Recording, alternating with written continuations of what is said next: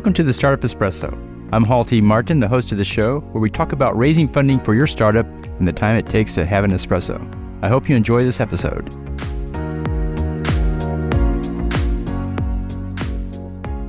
Hello, this is Halti Martin with the Startup Funding Espresso, your daily shot of startup funding and investing. In writing an email to an investor, keep in mind the investor's viewpoint. Here's what investors ask themselves when opening an email. In looking at the email's sent name, the investor asks, how do I know this person? When reading the subject line, the investor asks, should I open it?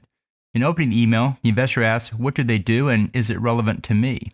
In reading the email, the investor asks, do they have any momentum? In reading about the team, the investor asks, what can they do?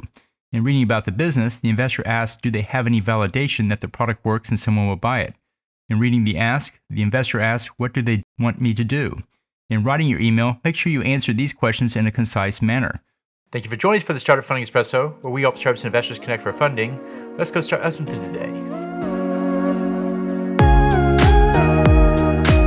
Halti Martin is the director of Investor Connect, which is a 501c3 nonprofit dedicated to the education of investors for early stage funding.